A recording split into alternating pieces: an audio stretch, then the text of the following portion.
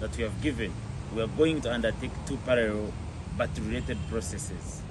And these include a citizens' petition to the East African Community Assembly Heads of State and a petition to the East African Court of Justice on the legality of the threat or use of force. First off, the citizens' petition to the East African Community Assembly Heads of State is an open petition that has been uploaded online and can be accessed from the website. We invite East Africans and all Africans from elsewhere to sign this petition. It will be open for signature for the coming 4 weeks, after which we will submit it to the Secretariat of the East African Community in Arusha for consideration by the next Assembly of Heads of State as provided for under Article 11 of the East African Treaty. The second step we are going to take is to lodge a petition in the East African Court of Justice to determine the question of the legality of the threat or use of force. As you have heard, the legal provisions we have quoted, this is a question that the international community has pronounced itself upon. Uganda must not be an exception.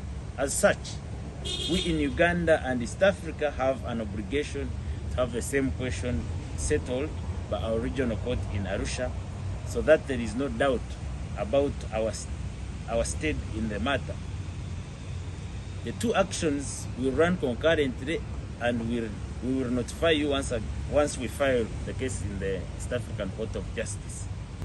We beseech the Honorable East African Court of Justice in Arusha to accord the petition we are going to lodge the due attention and urgency it requires, given the urgency of the matter at hand. Finally, we, the people of this region, have a civic duty and responsibility to push back against impunity, authoritarian tendencies, and the militarization of our societies, which is lately manifesting as well in cross-border human rights violations, including transnational abductions and renditions in East Africa. This marks the end of our press statement. Our violation of Articles 3F, 4A, B, D, F, I, N, O, P of the Constitutive Act of the African Union of 2000, as well as Article 2.4 of the United Nations Charter, and Uganda is a party to this charter.